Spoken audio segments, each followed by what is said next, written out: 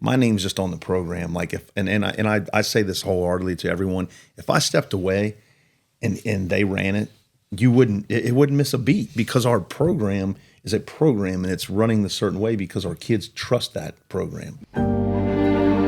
Welcome to the Focal Flip Podcast. Every week we take a deep dive into the mystery and stigma behind mental health and explore real-life stories of struggle and triumph. We aim to educate and encourage others as we bring together a diverse group of guests. From the streets to sanctuaries, classrooms to boardrooms, mental health does not discriminate, neither do we. Prepare to laugh, prepare to cry, prepare to be changed. Let's get into it. All right. Hey, everybody. Welcome back to the Focal Flip Podcast. It's me, Mike, your host. If you're watching right now, you see a familiar face, a familiar sidekick. That's for sure. If you're listening right now, I'll tell you I've got Coach Tim Sullivan and his assistant coach and a good friend of mine, Josh Paul. Guys, welcome. Really appreciate it, Mike. Definitely. Yeah, it's great. I'm stoked to have you. When I first was talking about doing this podcast, I was just like, I got to have a sports twist to this thing, and I got to have, I was an athlete, so there's this mental pieces that I struggled with and never really talked about. And I'm like, all right, we're gonna have the coaches come in, man. Like, I just want to have the coaches come in. So, not to stroke your ego or anything, Coach, but I admire your coaching style. I admire who you are as a person. I've admired Josh for a while. I met him through my ex and a relationship through church, and I've grown to appreciate him as well. And so I was just sitting here like, okay, we have got a special thing in 9th Region High School basketball, okay, that a lot of folks don't get. Number one, we have the best state tournament ever. Easily. To ever even exist. Mm-hmm. So we have the best state tournament to ever exist. We've got the 9th Region with multiple styles of basketball. It's always tough. Whoever comes out of the 9th, good luck to the rest of the regions facing them in the first round of state. Because there's a specific set of regions that Jason Humphrey's here. He's a friend of mine. He's here joining us on the set. We follow these, and there's a set few regions that you see consistent toughness out of. Not like the 9th. Sorry, everybody. Sully's not going to pick sides because he's one of the best to do it in the state. So, guys, I had to bring you on, and I'm thankful, grateful for you for saying yes. Absolutely. So, I'm really, I love what you're doing. I love the message. I love the purpose of this. And if there's anything that we can do, whether, in sports, I think people forget what sports is about and what the goal and purpose of it is. And me personally, I'm also to blame as well. There's times where I get lost and we think it's all about winning when it's actually about the relationships and what it's done for us and to get to this point in our lives. And it's a special thing what you're doing here by trying to help others, and trying to get that awareness and getting people understanding there is light at the end of the tunnel, man, and you got to fight for it.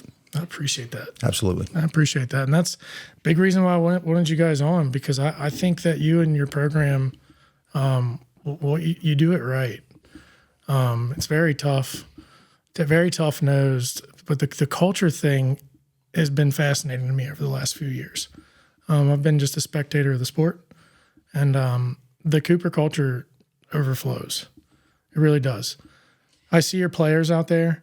I see people that are just, I'm talking parents of past players of yours that are still just like so invested and so involved in the program. And it's not that they're throwing money and stuff. It's just that they love it. And what is that all about, Coach? I'll be honest with you. I think a lot of it has to do with the fact that the way I was brought up growing up was work hard. If it doesn't work, you got to work harder. You got to figure it out. And you build relationships and you come across people in your life that, they're either good for you or they're not good for you. And even if they're not good for you, they're still teaching you a message and teaching you how to figure out, or maybe sometimes putting them out of your life is good for you. There's some people that just aren't good for you.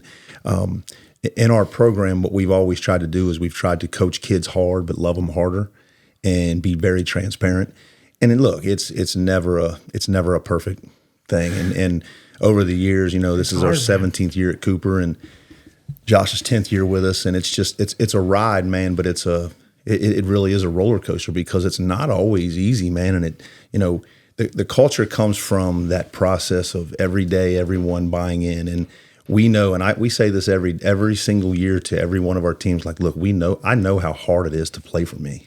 I know how hard it is. I know the expectation that I have, and it's not always pretty. It doesn't always work out, but in the end, even if you didn't play, or if you didn't think your son played enough for me, you're not gonna. There's no way you can question the love that I have for your child, and not everybody can play, but that culture has kind of permeated because of the fact that we have had a lot of trust from a lot of families, like you're saying, and I'm very blessed for that. But that also comes from our support staff and guys like this that are volunteering in my program and don't make a dime. He puts so many hours in it and never makes a dime, and putting good people like him around the kids that need it. Yeah, I love that. And we're going to get into that. That's going to be great. Perfect segue. Josh, so you came along 2010. Yep. 17 seasons. Okay. So stick with Sullivan 1. I'm going to get you because we got 10 years. We got to get into this. Mm-hmm. Okay. So 2008, right? Mm-hmm. I'm trying to remember this, guys. Your first season as head coach, you won 2 games. Oh, yeah. Your second season as head coach, you won 5 games. Got it. That's not on my notes. Good job, Mike. You was on it. Yeah. You had to remind me of those 2 years, though, didn't you? 100%. Because this is what everybody wants to know, Tim. No doubt. They really do, Coach. I mean, it's couldn't be more true. Because here's the thing. Tim Sullivan comes from Covington area, graduate of Holmes, hard-nosed, tough-nosed player, known for defense. You take the head coaching job at Cooper. What do you do? I will tell you. Your mindset? I will tell you what happens? this. How's this work? When I got the job, I was fortunate enough to where I had spent years working for coaches that allowed me to grow and allowed me to be a guy that just threw myself into it. When I was, out of college, I was a GA. I went back and was a GA at Brescia for my old college, John Riley, down at Brescia University, and Chris Viscuso was on that staff, and he was his head guy. He was his head assistant, and they just basically threw me right into it. I was recruiting, I was coaching. Sully, you see something in practice, you stop it, and you tell these guys because we trust you. And after that, I came home, worked for Jeff Train as a freshman coach at Scott High School, and he allowed me. He threw me right in. Here, do this, do that.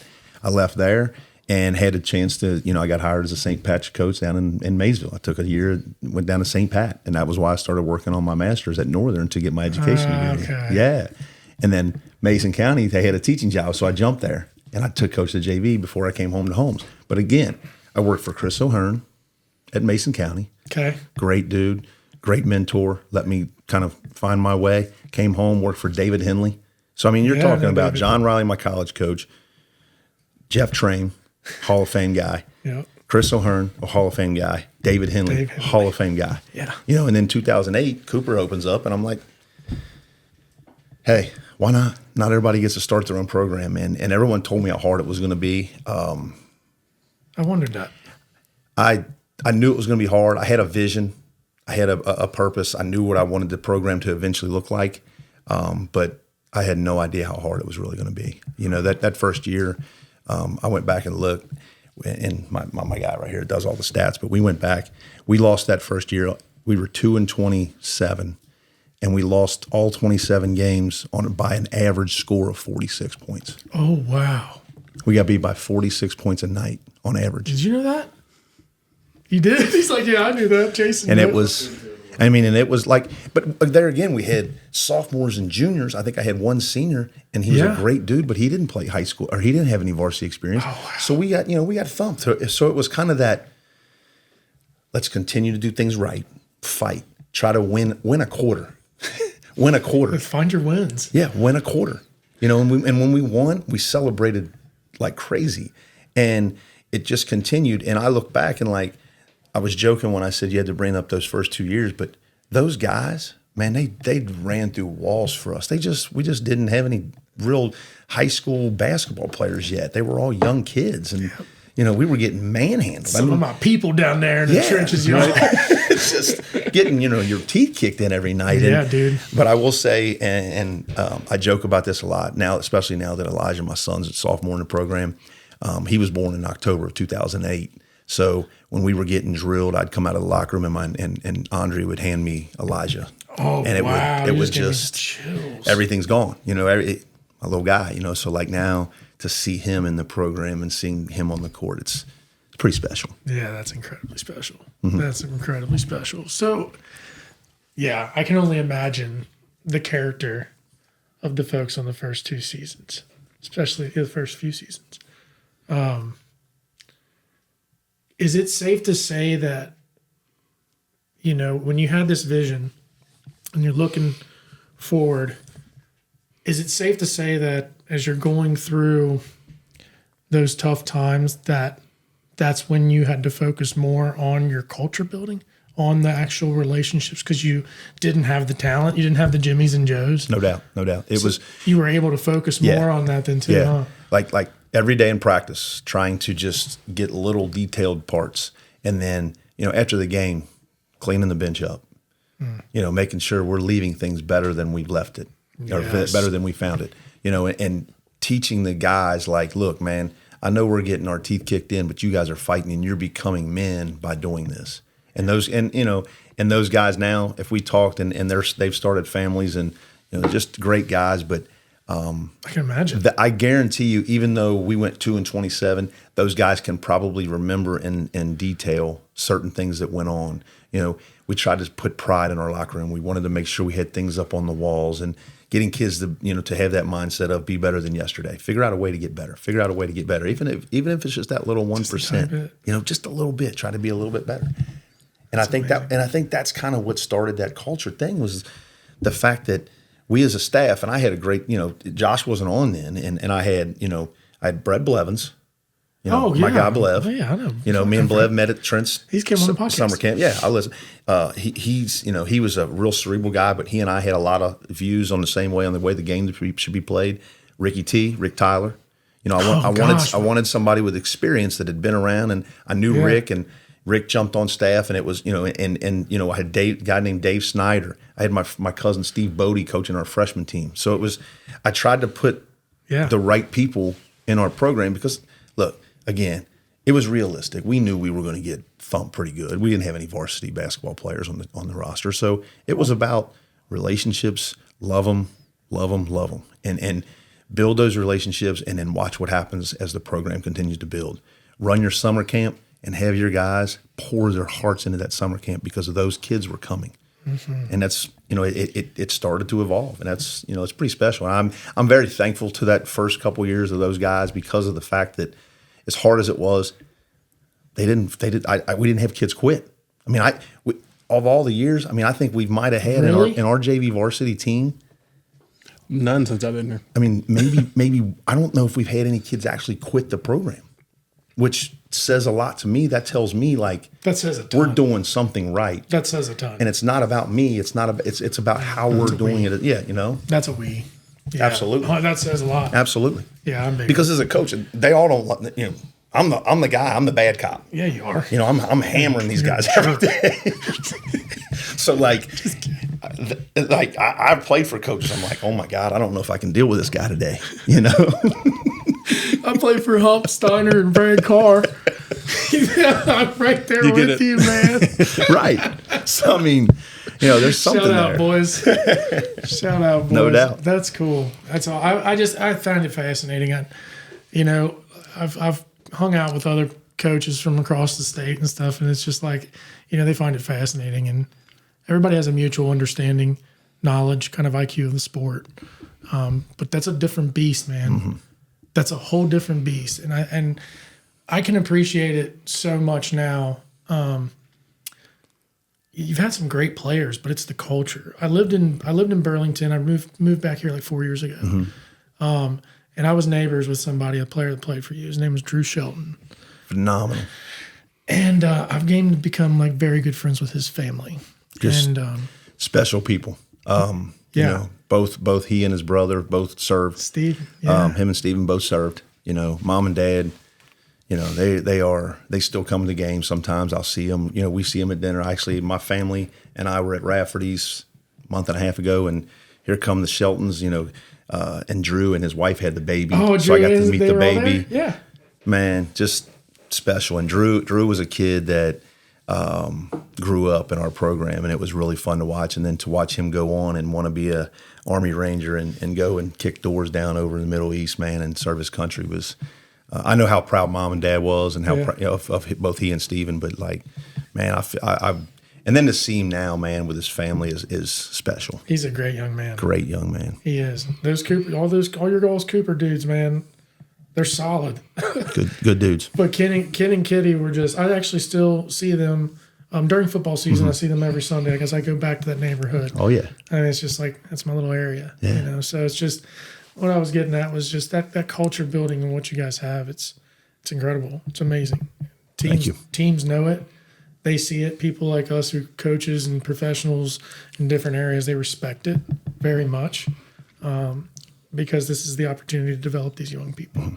It is. And we've got things that are changing a ton.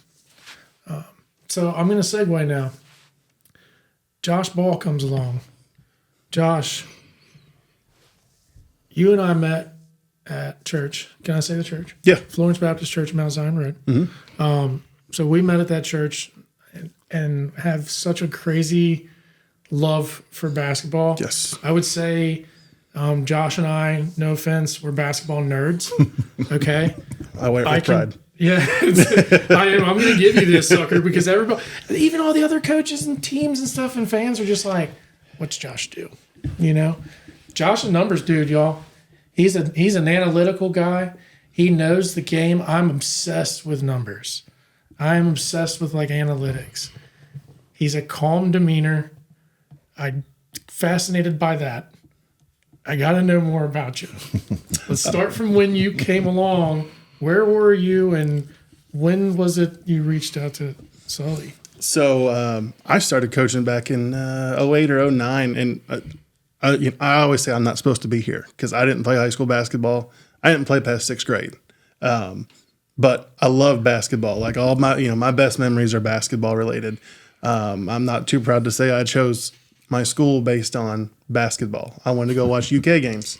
So, yeah, absolutely. I love basketball. And just a random lunch with Drew Clayton one day at Greek to Me. And at that time, he was coaching at Turkey Foot with his dad. And we're talking about Jim. Yep, JC and Drew. That's the reason I'm here is Drew and JC. And no way. And we're just talking. He's like, why don't you come up to practice? I'm like, because I don't know anything about, I know how to play. I cut my teeth playing against guys like you and Ben Brown and Charlie Rollins and just getting run off the floor. As a sink or swim, get better. I'm like, I don't know anything. He's like, just come up and just try it.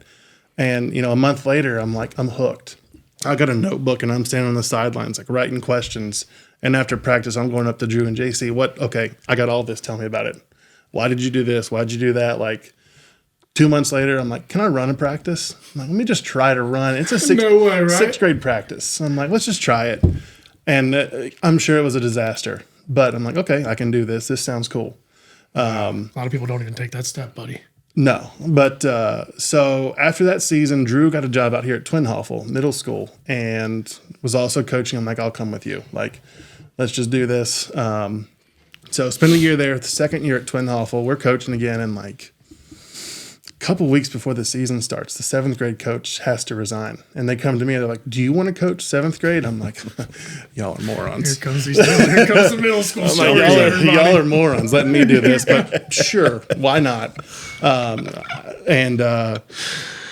was eye opening. I tell people all the time, I have such an appreciation for that first chair.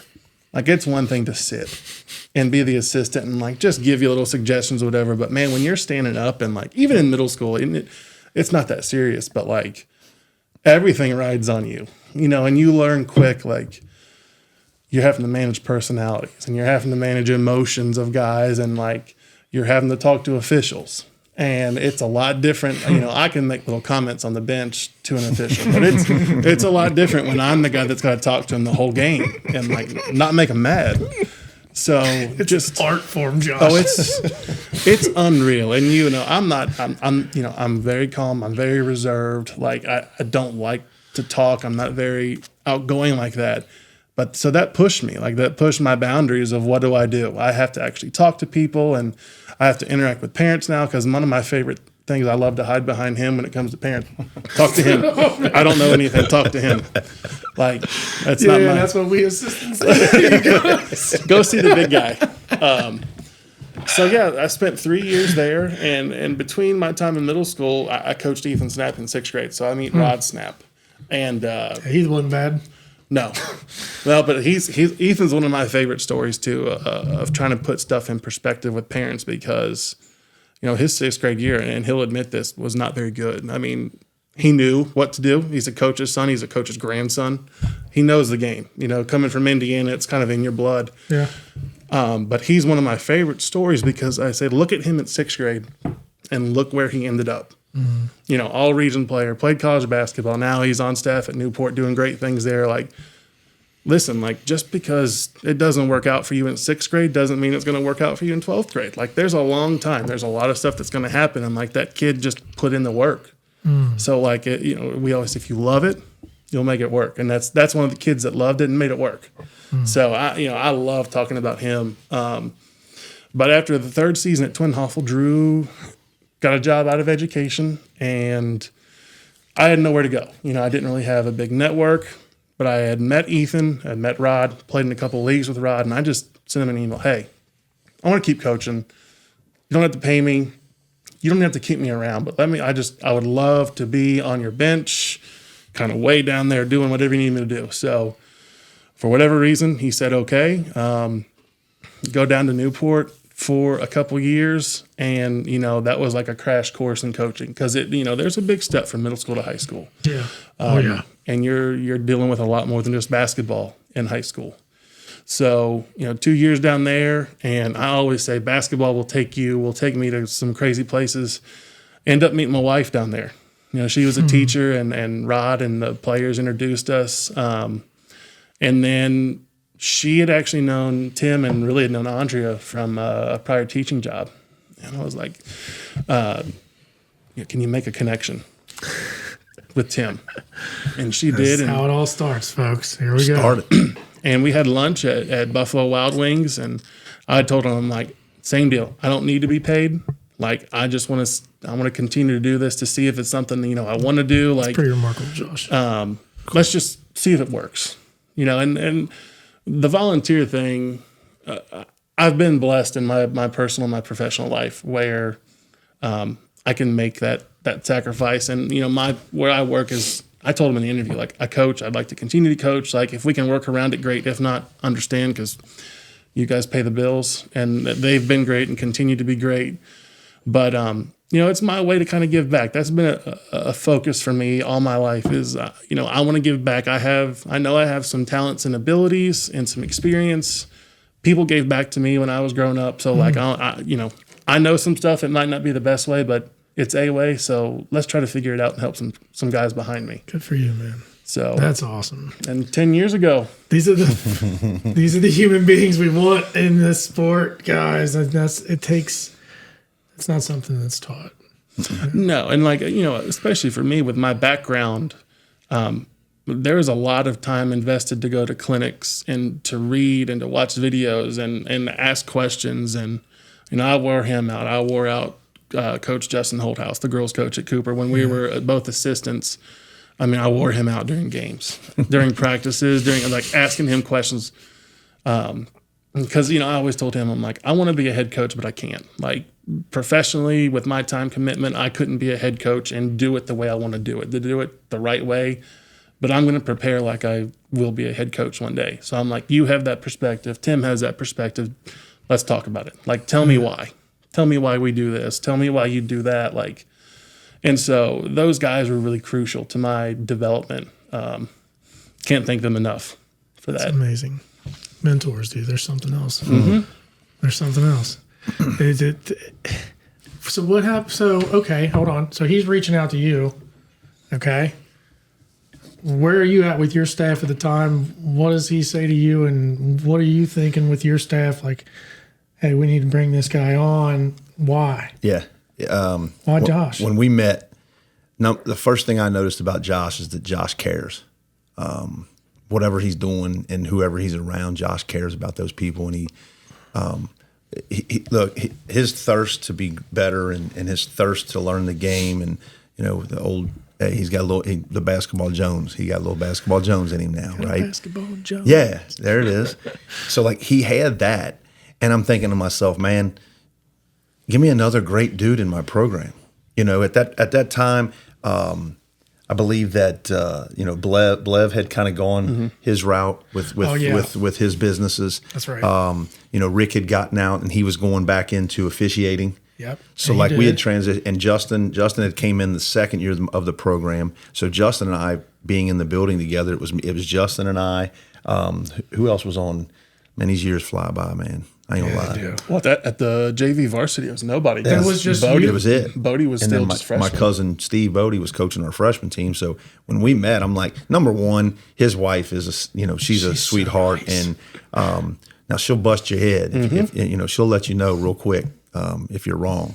But Rachel is a strong, independent woman that I trust her. And when she introduced us, it was cool to see their relationship grow. But our relationship has been, and he talks about how much he's learned from me, but the amount that I've learned from him and the way that he goes about his way every day and the way he treats people every day and his patience and, the way the kind-heartedness that he has.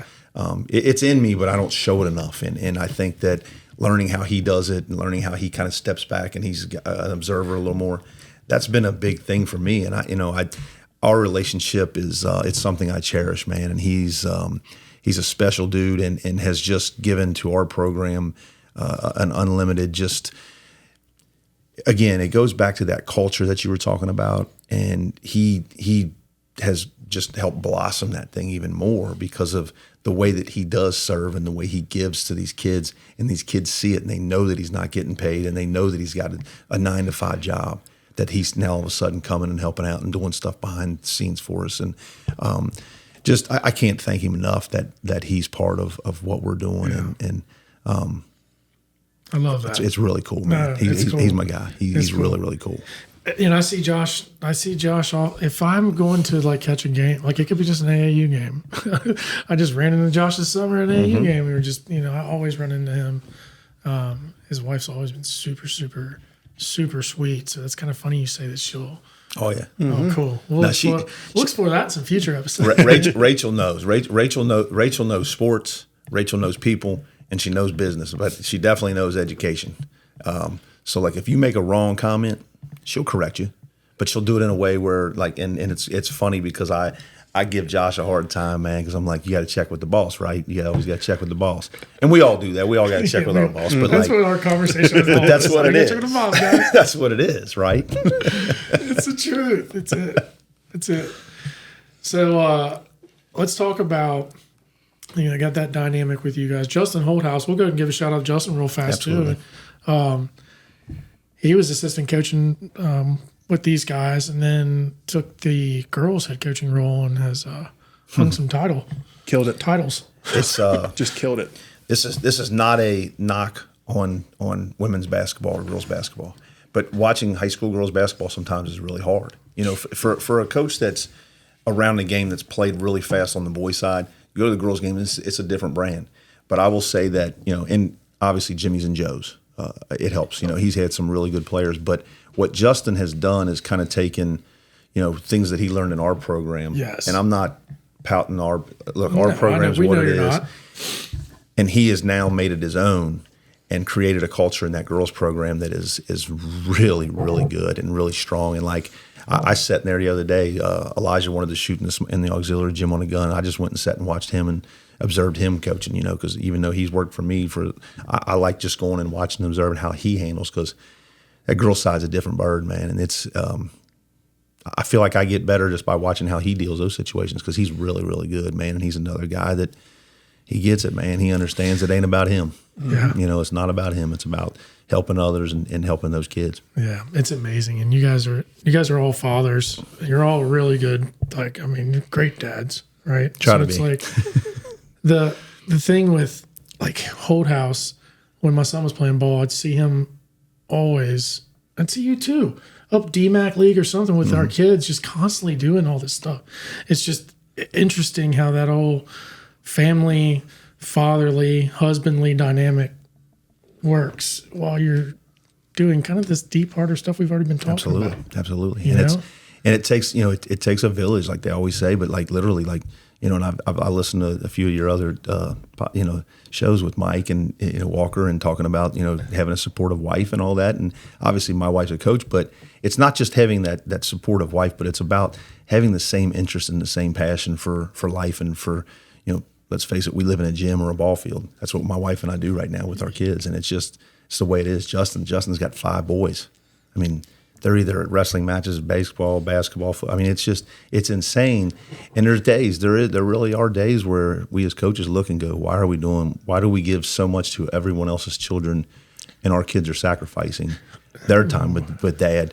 But you try to make sure that those moments you have with your kids, and the older I've gotten, and I've gotten much better about that. And I always told Andre and I always talked like coaching will never get in the way of our family. Like we love it, we're going to pour our hearts into it, but if it becomes a problem in our program, our programs become a problem in our family, we've got to get out because our family's number one, and it's always got to be about that. Yeah, and I can see that too. I think everybody can see that with your family. I always like following y'all's Facebook posts and stuff when you post stuff with the kids or whatever. Something with the basketball. I just like, man, like it's just you guys just seem like such a fun family. We have our problems, we have, just like everybody else, man. Yeah, we all do, but course. and I think kind of going into the whole, the mental part of things is like we have so many people that post so we get a pat on our back, like. Andre and I, we talk about it. Like, be careful about posting too much because it's not about. That's not the reason. We're not posting so everyone can see our success. We know that. Number one, we're posting so we can get the memories of it on Facebook, so it shows back up, so we can see these great memories. But number two, it's about living with our kids as they success and they have success. Because let's face it, mom and dad have had we've had a little bit of success as coaches, but we want to celebrate their success. But we also want to kind of document them growing up, and let's face it, let's use social media the right way and not the wrong way today's world. Such a firm believer. And we try to, man, but like there's times, man, where I'm like, should we have posted that one? Because you never want to come off as people gloating, and you don't want that's not the goal, and it's not about me. It's not about trying to gloat about my kids. It's about let's have this fun with this. Isn't that weird how we have that weird kind of sense where we're just kind of like, when you're not doing that, but you feel like it may be perceived that way. Because that's the thing is like if someone wants to perceive it that way, that's the way they're going to perceive it. Do. That's the way it is. Like some people are they're unhappy people at that time in their life, so they figure out a way to spin it against whatever agenda they have against you or against what you're doing. So you got to have thick skin, and that's something that I think Andre and I we have struggled with over years is having that thick skin because we come home we're like, God, those people really think negatively or they think something bad about us, and that's not who we are. And you want to try to fix it, but you can't fix that. That's just part of it. It's part of life. You can't fix it. No. It's that control the controllables. That's it. Yeah. Josh, that's cool. I love the story. I'm grateful that you came out. When I originally reached out to Josh and was just like, hey, man, get me in touch with Sully. Come out here. I want to have you on. And I'm glad you guys did it. It's awesome. It's awesome. It is. It's awesome. It's cool. And then like to talk more about the number stuff, like part of the scouting. This podcast my bad. I like that. I skipped over that too. Like so numbers in my background. Josh. No shit, everybody. Excuse my language. Good job, Sully. I see why you kept him. See? I'm an accountant by trade. Like numbers is what I do. Like every day when I got on staff with Snap, like I was like, what can I do to bring some value? Because I don't have much. Like I got to figure a lot of stuff out. And the numbers and the scouting was where I kind of settled on what do I do. And it's evolved over the years and the scouting has evolved. But when I'm doing the scout for Sully and for our guys, like the biggest thing I want to focus in on, those stats. The great thing about coaching in Kentucky, we have probably the best website in the world, KHSAA, the scoreboard. I wear that thing out. Rockhards, baby. Oh He my does. gosh, He wears it out. And I don't know if you know this, but I keep a spreadsheet on my computer of all the teams in the ninth, and then like I throw SK on there, I throw Walden, like the teams that we're going to play out of region. And I track their stats from like day one until we play, and I update it every couple of days. So like I'll know like this guy averages this. Well, he used to average this. His 3-point percentage has gone from here to here. He's getting more shots. And so like I'll know in the week before we play him, like I'll even tell him like, hey, they're kind of featuring Mike more in their offense. Like he's getting some more shots. That's beautiful. Like, but the numbers just speak to me. That's what my mom Are you said. exporting those from Rockhards, or what? Are you actually manually pulling No, I'm them manually over? doing it. Oh, shut your mouth, dude. Yep. Are you serious? Oh yeah, and then like the day before I go scout he'll email me and I'll have the roster with their grade or the year they're in, and then all their stats. It'll have the little logo of their school it's on there. beautiful. I love analytics. Guys. And let's face it, the game has changed into a It's lot changed. of analytics, but we get that, plus we get the natural feeling that we always got to see these eyes. You know, like I want to see it with my eyes, and that's what's a great mixture about this is like when you put he and I in a room about scouting somebody, we're going to try to figure it out. You're now. going to bridge the We gap. may not beat you, but we're going to figure out a way to try to exploit everything. I believe that. Yeah. I can see that balance for sure. I think you guys, if you see a gap, I think the two of you together would be able to bridge that gap. Yeah, it helps set the expectation too. I can see those numbers, and And you then look at a guy that when you see the play, it's going to verify whether Yeah. that's telling the truth or not. yeah. Right? Oh, you look at a guy that shoots, we'll say 40%, and you see him, miss his first 3 threes and brick the last one badly. I'm like, listen, I'm still rating him as a shooter because the numbers say homeboy's a shooter. Prep for the shooter. Yeah, Absolutely. like it doesn't matter what he did in those 3 possessions, the numbers, the overall numbers, because you just get one clip. You never know what was the game plan for that game, or what was that kid going through that maybe he wasn't shooting well that night, but like you got to go for more than that. So it helps me set that expectation of scouting of what I'm looking at, and what I'm seeing. So Oh, that's beautiful, man. I love that a now lot. I hope coaches keep their stats updated though. I don't want to give away any And state you know what? I'm secrets. going to But cover you all for this one. I'll cover you all. Coaches, right now, I'm going to tell you guys, when your games are done in the evening, you can address your team. When you're done, put it in Ryhurst. Please. Put the stats report, keep it up to date. Or get you a Josh Ball that does it for you. And we know who doesn't keep it up to date, y'all. oh yeah, Don't make me expose Oh you guys. man, hey, he's on So it. that was awesome. I totally believe and agree with that. I I got it's so part frustrated when I couldn't get stats. Well, and then and the jersey numbers on it. too. It's more and manual work. so I'll go out and I'll search if I think something doesn't look right. I'll go out and I'll search max preps. I'll search for a team website. I'll search for all kinds of stuff to try to get. I'll find a video on YouTube. Like, okay, I can match this up. Like it. I want to be relentless. We talk about a lot of things, but last year in the locker room, we talked about with the guys, like, what do you fear? What do you fear the most? Cheer. I said, I fear being outworked. In any facet of my life. You can beat me in basketball. You can outcoach me. You can outwork me at the office or outperform me in the office. You will not outwork me. And part of that is, I feel guilty because I can't go to practice. Working the 9 to 5, like practice after school doesn't always work. I try my best, but so I feel guilty. So how do I make that up to our program? I'm just going to outwork you. That's how I outwork you. Wow, I always wondered how you did it. This season he told me he always looks forward to seeing my texts for scouts because he wants to know what time it came in, and it's normally between midnight and about 3 a.m. Because I'll sit and just watch and watch and watch and write and rewatch games and It's awesome. Two things. When a number or a name is wrong on a roster, you want to see somebody throw a fit. Like we get in a game or in a situation, he's like, Sully, this is what I had. And I'm like, it's okay, man. But he will not let it go. And then number 2, he talked about not being able to show up to all the practices. When he shows up to practice, you know it because every guy in the gym yells out ball. Coach Ball's in the house, and they love it. And they love when he's there. Oh, it's awesome.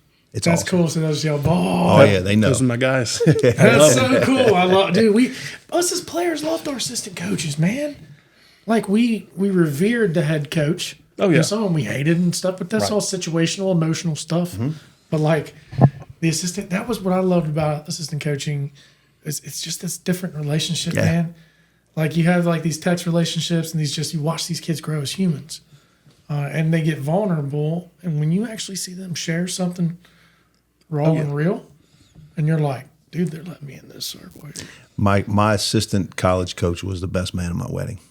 That's awesome. If that says anything about him. Like he's Chris Viscuso, he's in Erie, Pennsylvania now. He's a strength coach at Penn State Barron. I owe a lot of the way I made up, and obviously the core ethics and the morals and all that, my character from my family and the way my parents brought me up. But the way I am as a worker and as a relentless person, I owe a lot to Chris. And Coach Scuso was he was an integral part to my life, and he still is. We still talk weekly, and just a special dude. But like you're saying, like I respected the heck out of Coach Riley, and wanted to run through walls for him. And literally, if he told me to try to run through that wall, I would. But Coach Viscuso was my guy, and he did it with tough love. Like I'd get summer game in a pro-am, I'm getting 12 points, 8 assists, and I'm feeling good about myself because we just beat a really good team. And Coach Viscuso pulls me aside, says, well, what about that turnover in the middle of the court out there? And I'm like, man, you couldn't let me like enjoy this win. And he goes, the man's over there recruiting over your head right now. He's recruiting someone to come in and replace you right now. And it's my job to make sure that that kid doesn't come in here and take your spot.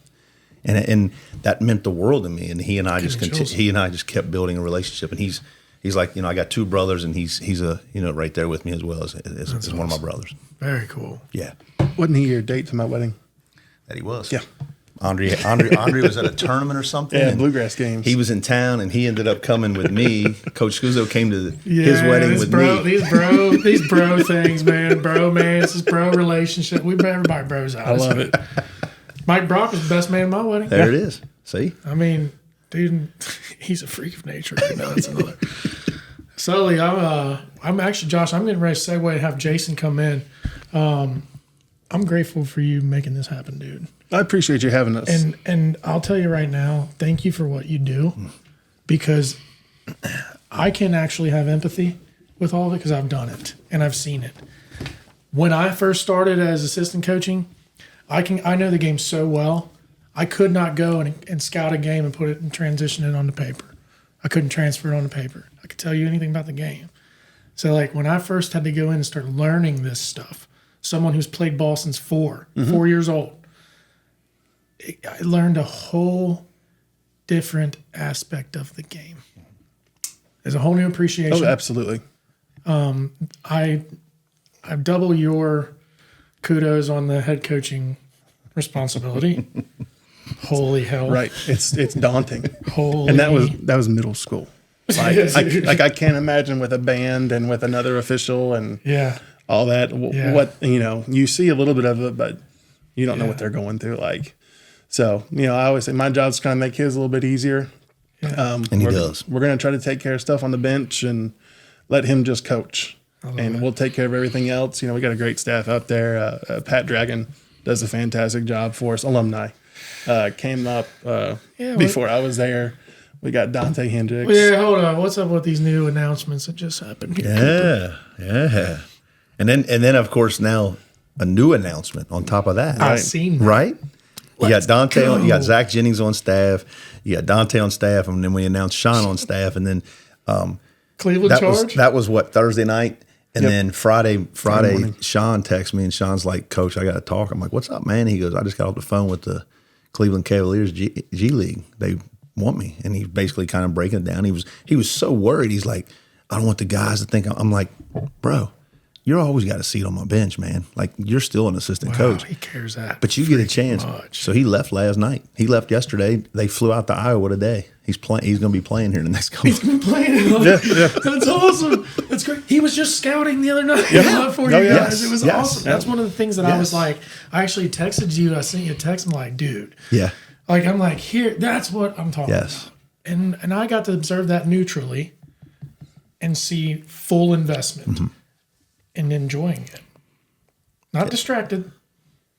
It's about relationships, Mike. It's amazing. Yeah. It is. It is, man. I want people to start seeing that. It is. I really do. It is, man. It's special when you can find a bond and build a relationship with somebody, and even people that you may not see or talk to every day, you can still have that relationship. And as soon as you see or talk to them, it's like you've been around each other every day. And that's how these guys are. I ran yesterday at Dick's Sporting Goods with my family, where Andre and I are actually spending money on ourselves. And Easton comes over. He's like, "Dad, I was over there putting on the putting green, and 2 of your former players are over there." I'm like, "What?" So I walk over, and there's Blaine Walters and Caleb Hampton over there. They're golf club shopping. Blaine was smooth. So we got to talk to those guys. So we stood and talked to them for a while, and it was like we'd never met or never missed a beat. So it was just, and that's what's great about this. That's why we do. That's why we do. 100% why we do what we do. Right? Like I love winning. I love winning, but like, it's about that, man, and getting to go to the weddings and getting to see the families and seeing Drew Shelton at Rafferty's, and that's what it's about, dude. Man. I can go all day about that. That's my passion. I know, right there. it's so funny because everybody's like, "How does Sully do it?" I'm like, "It's because he's who he is. That's him. That's you. That's just it's my personality. That's what it is. I agree. That's it. It's not a facade. And if you've ever met my mom, I get a lot of that from my mom. My dad was a very social guy and got along with everybody. But my mother, if you talk to somebody down in Covington that went to Holmes High School and they hear Mrs. Sullivan, they usually light up. 99.9% of the time they light up. But that's her. And I've learned that from her. And I'm very blessed to have the mother that I have and awesome. What she did for me. Shout out, moms. Absolutely. All right, Jason, you want to come on in? Josh, you want anything else you want to final? Well, I did want to say that with the facade and all that, the family stuff, it's real. Like, I have a perspective of, I came from a different program into that. The family stuff is real. We put it on our backs for a reason. Coaching staff, we are like brothers. We are tight. Our wives all do stuff together. Like, and the thing with family too is the families do fight. Families do disagree. Like we're not always on the same page personally. We're not always on the same page on the bench.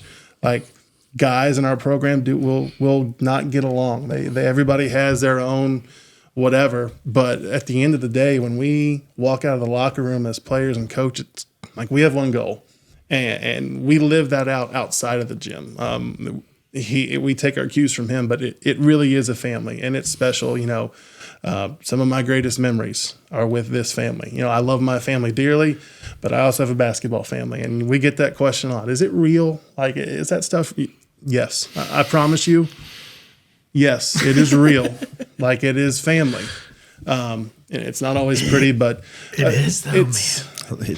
I love it. To me, it's the only way to do it is to just be real and honest with guys and treat them how you want to be treated. And my perspective, it's treat kids the way I would want my kids to be treated if I ever had kids. And he treats kids the way he would want his kids to be treated, and he treats his kid the same way in practice as anybody else. I don't want this to turn into a recruiting thing, but I just want to let you all know from an outside perspective, it's all real. So yeah, I appreciate you sharing that because that's what everybody wants to know. It's real. People, that's just the conversations. Like, dude, I'm out in public a lot, and I go to games, and I stay to myself. I'll be honest, I go to a lot of games by myself. If Samantha's not going to go or a kid of mine's not going to go, I go by myself. I ran into Jason Simon Kent game the other night. I went by myself. I love the game. Mm-hmm.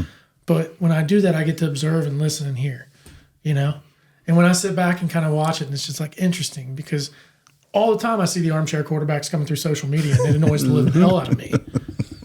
Like, there's an art form to it with an IQ, Love that. And people have to understand it.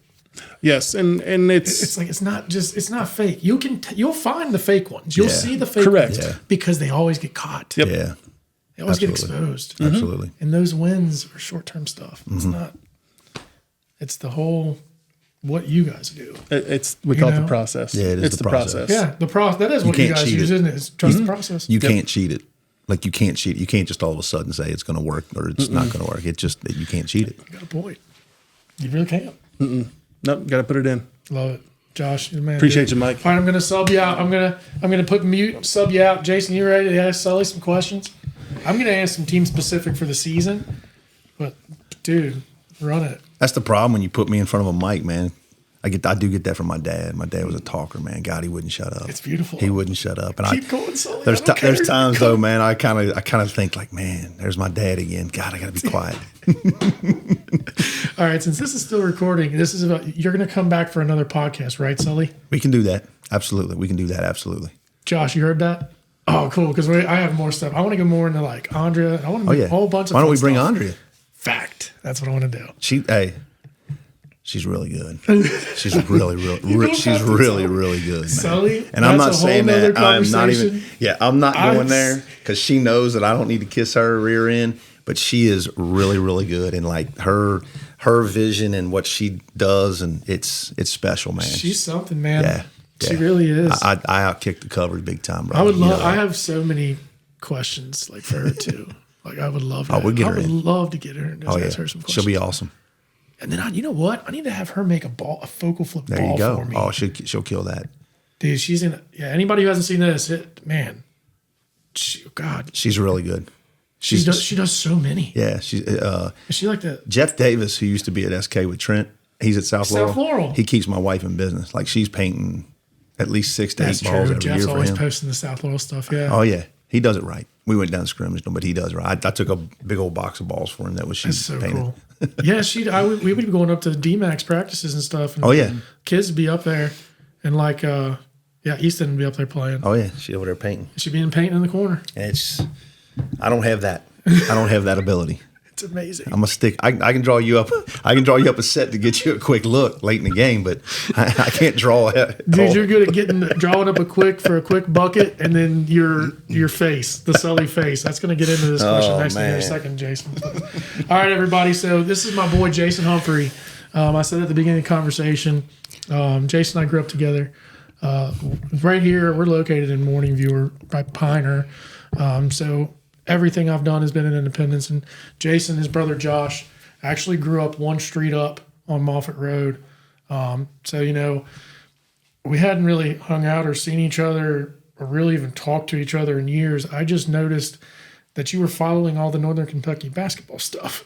And I'm just like, okay. And then you'd post season ticket games at NKU. And I'm just like, golly, he could be one of us, And so, we were just exchanging information again, and reconnecting. And then I was like, why don't you come help host if we get Sully on there? And he said, yes. Love it. And then we were like, yes, let's do it. And then I go to the Simon Kitten game and he's there with his daughter and I'm there by myself, and we were just like, no way.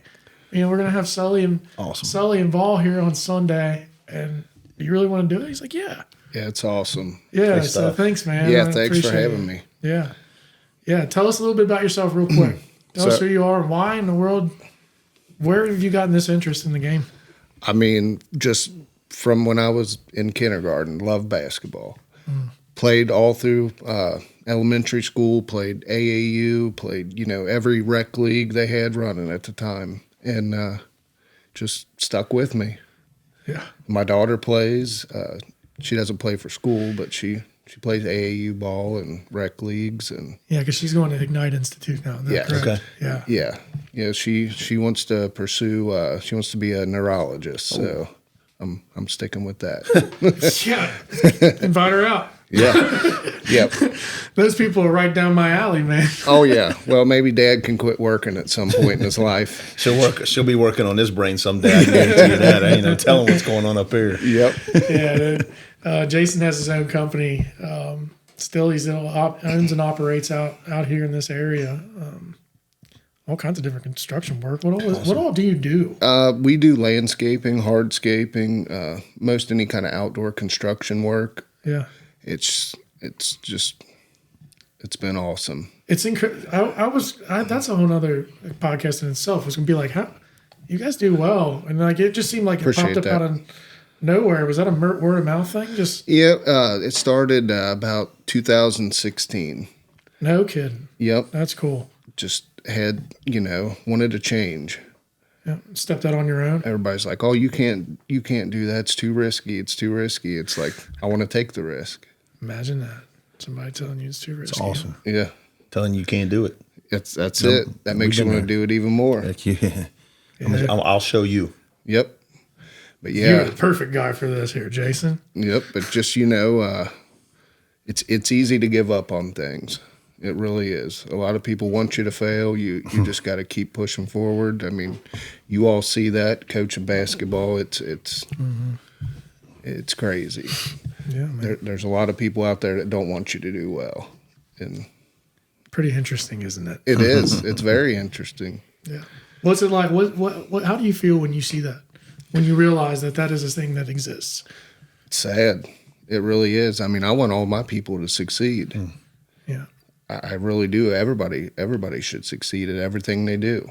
Yeah. It's It infuriates. mind-blowing. I'm with you. It infuriates me too, man. Yeah. I'm like, you know, we get big rivalries with schools. Kind of like, you know, your business probably has businesses that you're trying your that you're competitors. competing with. Yes. And it's like, man, they make it to the state tournament.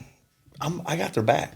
You know, like absolutely. You know, they made it to the top, so I want them success. You know, and even our rivalry, like, you know, obviously us and Cuff Cath had a rivalry there for, you know, and people are like, oh, and I'm like, when they get to the state tournament, I want them to do well, man. I want those. Absolutely. You know, we see these kids that go on and they're playing in college. Like people are like, you know, like I'll hear somebody say something bad about a kid from another school playing in college. I'm like, wait a minute, that kid came out of this area. Like he played at these schools that we got to witness. Yeah. Be happy for that. Yeah, You know, that's pretty absolutely. cool to watch. Yeah. You know. Gosh, absolutely. And that's the thing that I want everybody to understand too. It's like, be competitors. We'll go out there and me and you, if I'm the head coach and I'm coaching against you, when we toss that sucker, actually no, when I walk in the gym and I smell the popcorn Yeah. and the music's playing, I'm ready to play against you. Absolutely. And I want to beat you. It's that simple. We'll do when the- it's over, it's like, all Yeah. right, as long as you didn't cross a moral line, That's I may right. not have a chip on my shoulder That's right. later. You know? Yep. But when it's over, it's over. You know? Sorry, I get No, passionate. you're with on stuff, it. You're guys. on it. No, spot on, man. I mean, Yeah. we're going to shake hands and we're going to be cordial, but when it boils down to you, I'm trying to kick your ass. Yeah. Excuse me. Sorry about that. You don't have to. But you know what I'm saying? At Like, all. that's where it is. And then afterwards, if you beat me, I'm going to shake your hand, look you right in the eye. Good Yeah. game, coach. You know, that's just where it is, man. But that's a competitor, but Oh, that's God. that's not losing sight of why you're competing, though. And that's the problem, I think, today. Too many agendas. Ooh, Too many good agendas. point. Too many agendas. Yeah. Good point. Everybody's got an agenda. Yeah. Golly, that was a great way to put that. I haven't heard it like that as far as the agenda in the Oh yeah. game that way. Landscaping, No. man, I despise doing it now. It's tough work. Well, I think because when I was in college one summer, I worked for a landscaping company, and all I did was mulch, or I stood in the back of a mulch truck and just mulched all day long, man. Is that how you got so? Is that how you got so? No, buff? no, that's How you got called so that's chiseled? called good eating. You're the best. That's called good eating, man. So, Jace, man. So, you love the game. You Love told it. me earlier that you go to 2 games a week. What is it about? So we got Sully here, man, and not to toot Sully's horn a lot, but like me and a lot of other people really follow the game. We have this deep respect for coaches, and like we like it from the strategic standpoint. We like it from culture standpoints. We like to see it, and we can separate it. So a lot of our conversations, like me and my buddies and stuff, we'll have like Mount Rushmores of things, right? So like for me, I have the Mount Rushmores of gymnasiums in the state of Kentucky. I love going to high school hoops in the state of Kentucky. So some of us have our high school coaches, and Sully's on our Mount Rushmore. Hey, So that's cool, man. that's pretty Shout special, out. man. I don't even know how to respond to that. Yeah, so That's pretty cool. And the reason why I say that, this is a common theme that goes around for a lot of people, whether they live in union or not. And it's become that your consistency has developed this mutual respect, you know? And so when I see like you guys utilize your whole staff, you have this culture, you work the refs so uniquely, it's fascinating. So people who know the game can see that and appreciate it wholly. So like mine is like, I gotta have Sully out here because you're on my Mount Rushmore because it's amazing. I've also coached against you, you know? I was fascinated by it. So when I talked to Jason, Jason's like, very first text to me, Tim Sullivan. He just spectates the game. It's pretty cool. Okay, Pretty cool. and like so, and the thing is, like, we've asked coaches about preseason rankings. I love my ongoing joke with that with everybody, but that speaks a lot about you as a human you as your program, your family, your basketball family. So it made me very interested to hear what you would have to ask him, as a spectator of the sport. Because when we have conversations, you know what you're talking about when we're talking. And I'm like, I appreciate that. Yeah, I love it. I'm not trying to sound like That's really cool. I mean, it's neat, and it's a great way to. I'm kind of like blown away by it because I still look at myself as a young coach that's trying to earn my way, and I understand now I've got some experience, but like to hear a perspective from someone that that I had just met a few minutes ago. That's pretty cool, and I'm dying to hear the perspective. I really am. I'm with you. All right, man. Appreciate it. So, take it away, dude. I mean, every team in Kentucky knows the teams in the 9th region, and they all know Cooper. They know who Cooper is. Consistently in your top rankings throughout the season, and to go from having a rough start and sticking with something and just going with it, and now being a highly revered program. Oh, we got to play Cooper. Oh man, that's what it's came to. Mm-hmm.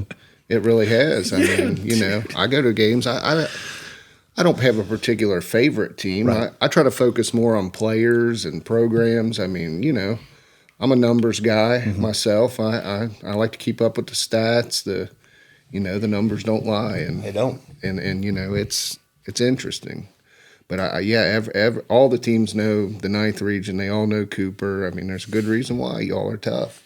Appreciate that. It's a well-run program. I mean, from the head coach, the assistants.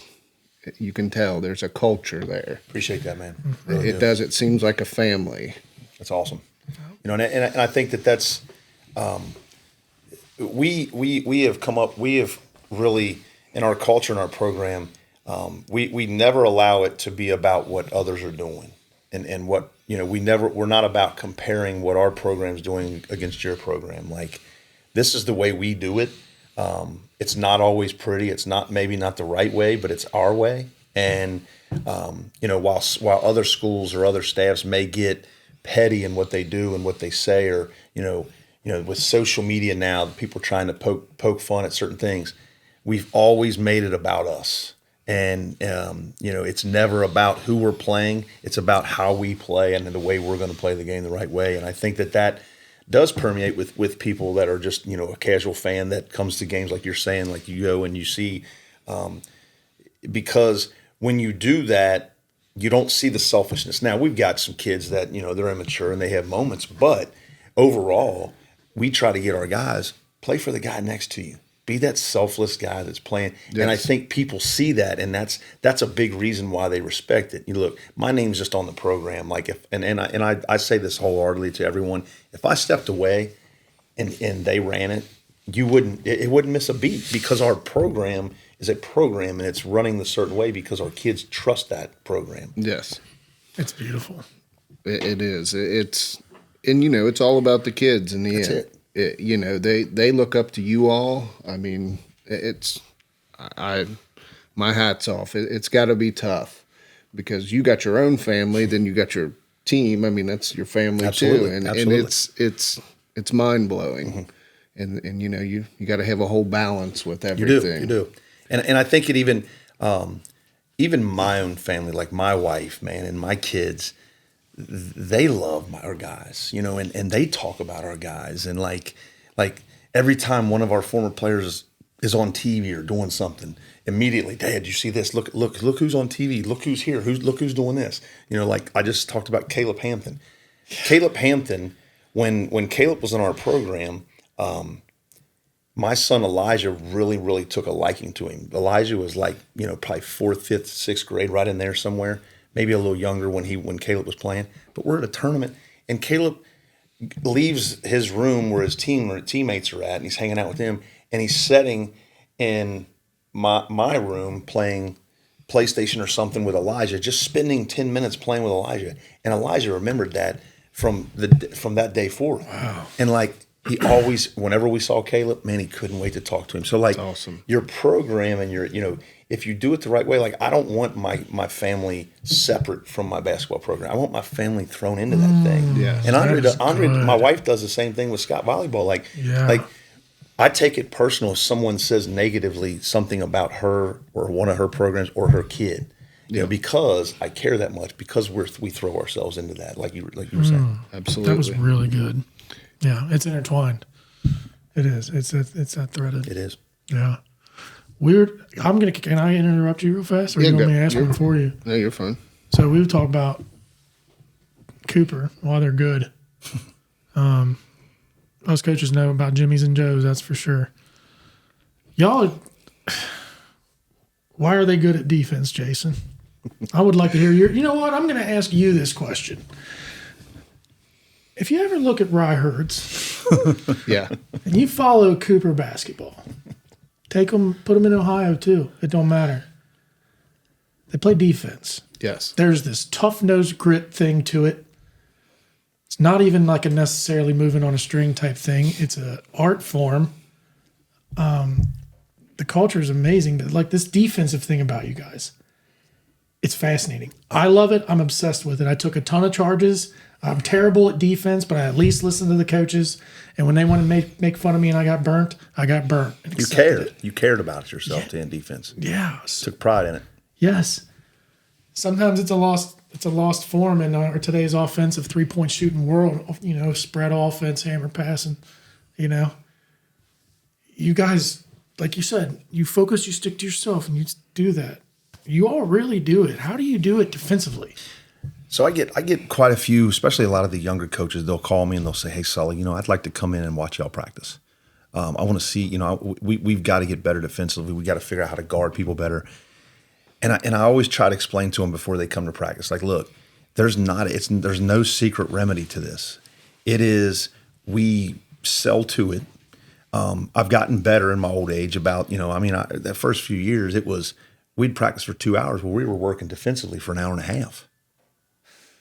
And then couldn't throw it in the ocean. So it really didn't, it didn't help us. So I've learned, we've got to be able to guard or be able to score as well. But like, it's an every single day expectation of holding every kid accountable, doing things the right way.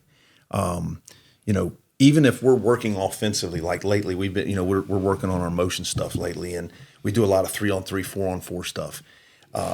And even when we're working offensively and we're working coming off a flare or off of a ball screen or something, or off a handoff, we're also holding those kids accountable to guarding. Like, hey, no, this ain't just all of a sudden on the handoff, I'm just letting you turn the corner. No, you got to get your butt up there and fight.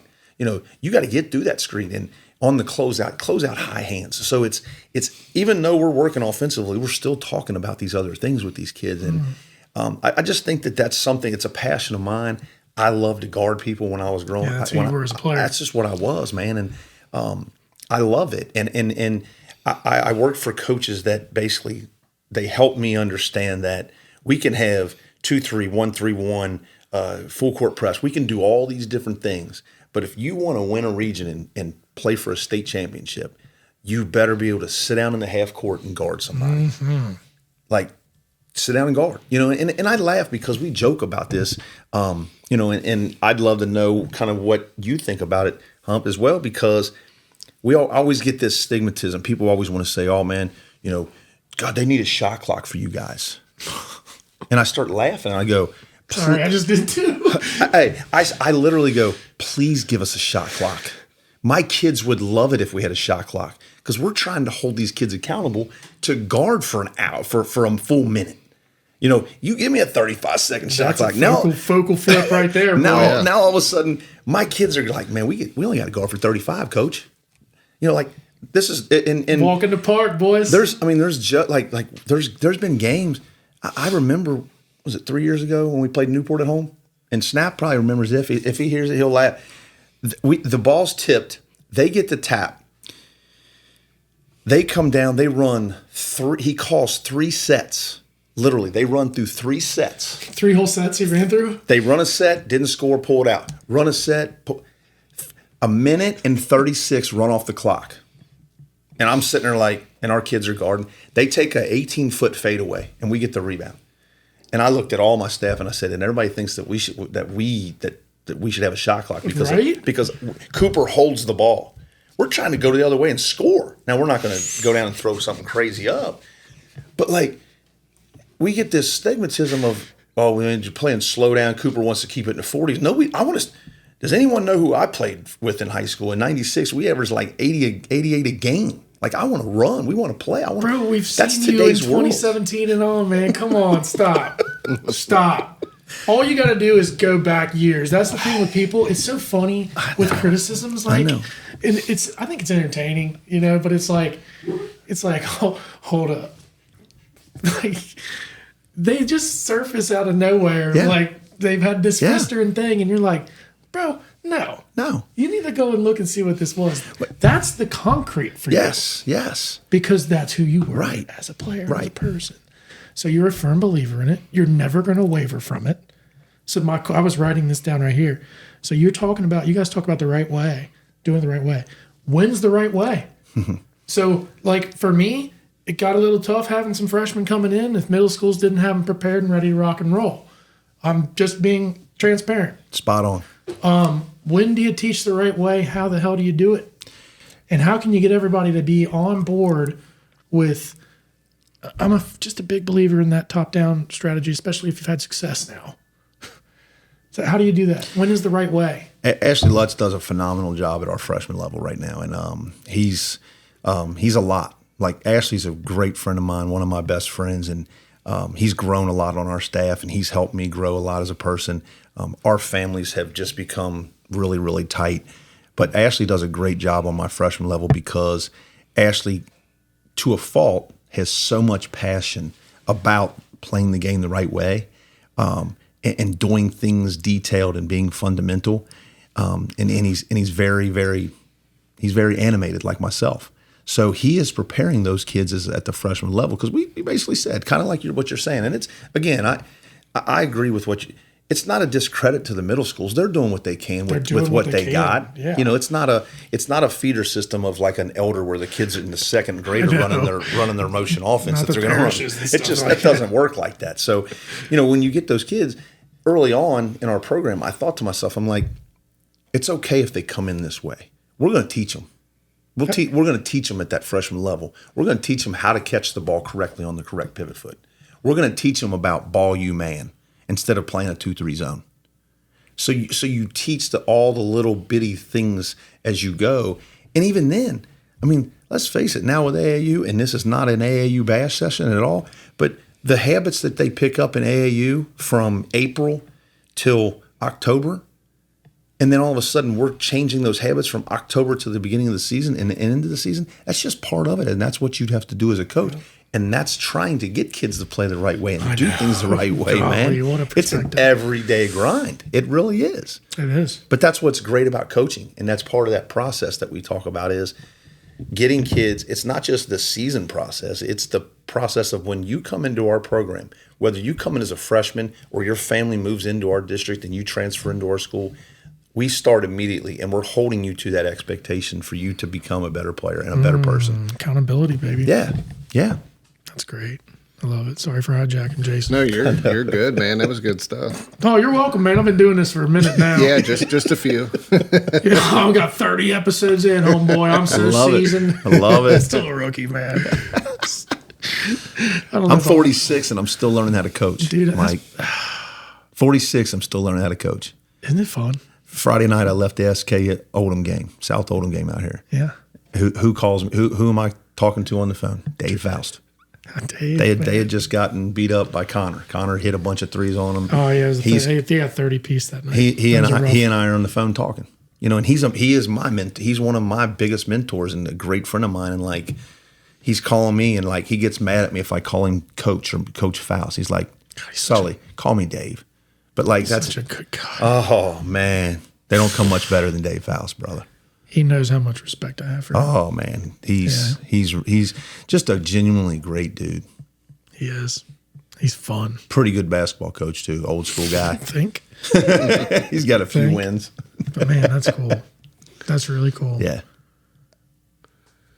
But yeah, I mean, that, you know, the defense, me and Mike had talked about that on the phone yesterday, and then about 2 weeks ago, he's like, I want to find out about this defense.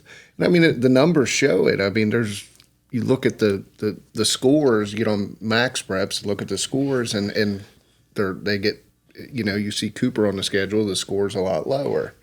Defense wins championships. It's in every sport, man. It really is, and you know, it's unbelievable that. No, you're spot on, and it's something that we take pride in. And at the end of the season, when you look at the stat leaders and you see where your defensive average is at, you look at, you know, are you in that top 10 of the state in defensive average? And if you are, you're probably going to have a lot of success. You know, now it helps when you have big time players that are in your program, right? You got to have some kids that can put the ball in the hole and play. But you know, and every year we've tried to play a little bit different. You know, there's times this year where we're really going to try to speed things up because of what we have in our athleticism. You've got that. That's what it is, you know? Yeah. And here's the crazy thing, Mike, is like I have to be willing to give up some easy baskets because we're going to try to play a little faster. That's a good point, too. And you know how hard that is for me?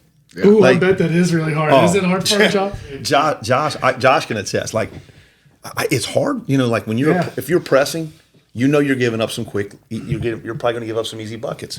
Yeah, it's hard. That's really hard for me to swallow. I just, but I'm trying to be better about it because I know that it could help us be very successful. Yeah, he just eats you alive, don't it, dude? Like you got to work for it. What you're so raw about. You know what I mean? Like, it just eats me up. Man. Like who was the kid that played at Harrison County? Went on to play at maybe Asbury. Tall kid.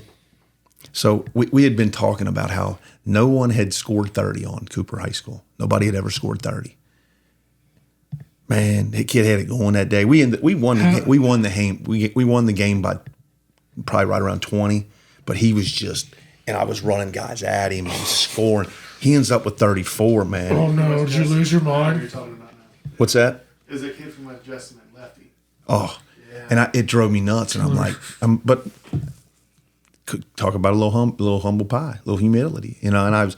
And we weren't like bragging about it, but we were taking pride in the fact that no one could get 30 on us, you know. And we don't go into box and one, and we don't go into triangle and two. Like we figure out, okay, what's your weakness? Man, that kid, he had it going, and he was scoring every way. And we walked in the locker room, and I said, fellas, I'll tip my cap to that kid. He's the first one to ever score 30 against our program, a kid. You know, we've given up some big numbers to some kids, but you gotta have pride in it, man. Like you gotta, if it's important to you, have pride, no matter what it is. It's beautiful, man. Yeah, I mean, you know, it's anything else. I mean, you've answered so much here, but yeah, our cameras haven't went down or anything. Like that's great. Yeah, that's what happens when Tim Sullivan comes walking in. Like, our batteries last longer. You got a well-oiled machine going here, man. Dude, we're working on it. But you know what? When you coach for as long, I'm not saying you're an old man, but old man, when you've coached for this long, I need time to talk about stuff. Yeah. And these algorithms today, it's like, got to have these 30 minutes or less. And I'm like, you know, I'll do it, but I'm not going to cut a conversation out, man. Like these cameras are gonna have to shut off. Break it down. We'll do 2 or 3 of them, man. We can break them down, dude. Get them out. I was gonna tell you and Josh, like, I'm gonna throw a thing down at the end of the season or something. Have everybody out, just kick it out here. Oh, it'd be awesome. Dude, that'd be awesome. Just share some high school stories. It'd be some good ones. Yeah, my buddy Monty, is friends with Goose. They're trying to get Goose out here too. Oh, yeah. Good, man. Good, yeah. Yeah, so it'd just be awesome, dude. When the state tournament goes on, I love going down and just catching stories from the old war horses, man. Like down in hospitality rooms and stuff. Take this thing mobile. Take it to the state tournament, Mike. Oh, golly. No? What do you think? Why not? If I got Cooper backing me, man, and they start sharing my stuff, it probably could happen. It's coming. Do you have any more questions? This is a perfect time to end. I mean, you know, as far as being a coach and everything, I mean, what I see a lot is I don't think what most people realize what you all deal with from parents, fans. I mean, I've seen some just some bad people, man. And it's like, how do you maintain a level head during those times? You really, I could, you could have a whole nother session. I can sit here and talk about that, but it kind of goes back to what I was saying about agendas. We have created this, and it's what it is, man. It's the reality of social media and highlight reels. And when we play a Newport or a Cuff Cath, there's 12, 15 cameras on the baseline in these kids' faces. So mom and dad sitting in the stands, and they want to see their kid on that highlight film. Absolutely. They want to see their kid do something well. So like everybody thinks look, I got 3 of them, man, and I think the world of my kids. But I'm also a realist, and I think it helps that Andre and I are coaches, so we understand that we're, the limitations of our kids. Yeah. But like everybody wants to be seen, and everyone that agenda, and I don't think that it's a nastiness. I just think that it's people in today's world. They want the best for their kid. They want their kid seen. They want their kid playing for a championship. They want their kid, getting a scholarship, instead of understanding that sports is part of them growing up, and it's teaching them discipline and how to be a part of something, and how to give everything to the team and to the program, and learn how to be a person that can get along with others. My daughter just got home from camp today, and before I left to come out here, she said, "Dad, I spoke in front of everybody." And I said, "What?" She said, "I spoke in front of everybody at camp." And I was like, "Well, who all spoke?" And she said, "Well, not everybody had to, but I had to raise my hand." And that meant the world to me, because I'm thinking, my daughter at 14's got enough independence and enough ability to stand in front of others and tell them about the Lord and I'm like, man, you want to talk about cool, like, because she can be mean as but like, you know what I mean? But like it's cool. It's that process of kids growing up and learning through sports and learning through failure and learning through problems they go through and how to deal with those problems. How to deal with it. How do you deal with the problem? And you better have a support system with you to get through it. Fact. I mean, I can look back on the time I played and all the basketball my daughters played, and you can take something back from each team that you've played for. Absolutely. Each and every coach you've played for, you can look back, and they have taught you something. They have helped you get to that next step somehow, some way, and you can look back and see that. I mean, that's amazing in my opinion. I mean, my hat's off to you all for doing this. I couldn't agree more. Sure. People ask me all the time why I don't coach my own kids at youth, and I say I want my kids playing for all types of coaches. And I don't agree with everything that goes on, but like, sit back, shut up, and let them figure it out, man. Dude. Sit back, shut up, and let them figure it out. Thank you for saying that. I think you might be one of the first on my podcast to say, to like have that perspective too, where it's like, they got to figure it out a little. Yeah. I mean, and if you try to channel it the whole way yourself, we all know where that goes. Yes. If my son or daughter were sitting here right now and you asked them if they didn't like something a coach was doing, or if they didn't like the playing time, if you asked them, how would you handle that? Would you say something to mom or dad? Both of them would probably say no, because mom and dad would tell us, figure it out. Figure it out. Yeah. Now if it's a situation where work through it. Yeah. Reason through it. Right. Talk about it, work way through you it. Want find more, solutions. you want more, give more. Amazing how it always turns right back inside, don't it, Coach? Mm-hmm. We're just having to reteach a lot of this stuff. That's where it's at, man. I know. It's beautiful. Love it. So, another question I have. Oh, he's got another. I love it. Coming in hot. I've been waiting on all right, this. This is your last question, Jay. Okay. I got to cut you off because Hester's going to be out there knocking on the door. That's all good. This is a good one. So, you and your wife are both coaches. Yep. How does that work out? I mean, that's got to be tough. You all bounce ideas off each other. It is. I'm very blessed to have a wife that is. Look, she's beautiful. She's a great mother. She's a way better coach than I will ever be. She's approaching 500 wins and she's got championships, but she's an even better person. And like, she takes so much pride in her program. They're great. Like her girls score well. Their grades are always up. That's good. But we work really well together because during the fall, I'm a single parent. We've got my mom and her dad that really help us out with our kids, but I'm a single parent and I just sit at home and I live through her. And then during the winter, now she's chasing and she's got the kids going from gym to gym and I'm coaching. But then in the spring, we relax. But I tell you what, when I'm going through a hard time or if I'm feeling, recently I went through some time in the last 6 months where I was really questioning myself and the way I do things. And she's very honest with me, and she tells me the truth. And she's, it's not a well, you're going to be okay. It's how do we figure it out? Like let's be better than this. Let's do it differently. Let's figure out a different way to do it. And I try to do that for her as well. But and that's what I mean when I was talking about her being on here. She's got a whole, like, she just, it's amazing, man, how she looks at things and the way that she does things. And it works really well. But I think it works well because we both trust each other and we trust each other's opinion. That's awesome. And let's face it, man. She's won a lot more than me, so I try to listen as much as I can to her. Yeah. Honestly, man, I really do. She's a winner, y'all. Oh yeah, She's a winner. That's awesome. Yeah, I that was definitely one of my questions I had. That's cool. As a coach, you have to be able to adapt and overcome. Absolutely. And putting two of those together, I mean, I had to ask. I thought it was a great question because it's really cool to see that. Like, I didn't know about that balance because then he actually is saying that he's taking it from that perspective. You know, it's That's interesting. good. Yeah. Look at you pulling out a Heartbreak Ridge quote there. Hey, Heartbreak Ridge quote. How about that? Overcome and adapt. that's right.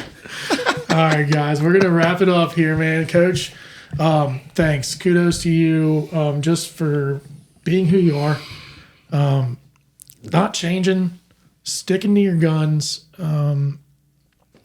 even when you've gone through your tough stuff too. Because I understand we've all had our things where we're just confused and we're not really sure what to make of certain things, and that comes up. I appreciate you still staying yes to this and sticking with your program and fighting through those things, being vulnerable, bringing Josh.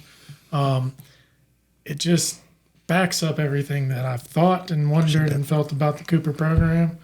I wish you guys nothing but the best of luck.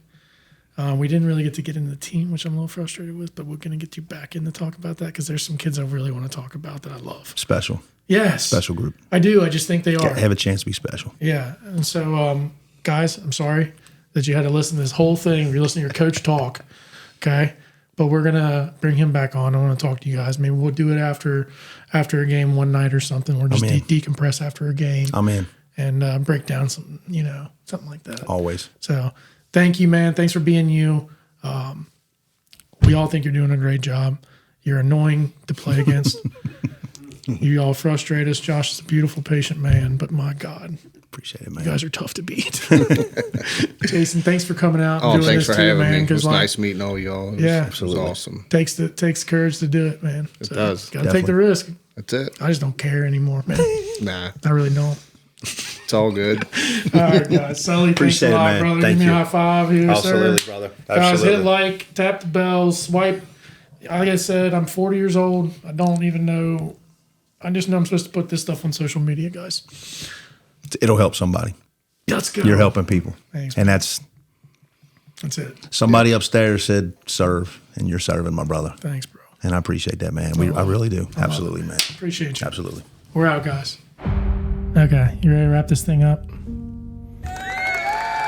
If you like Focal Flips videos, my dad's videos, go to YouTube, Spotify, and Apple, and like and subscribe to be updated. I love it.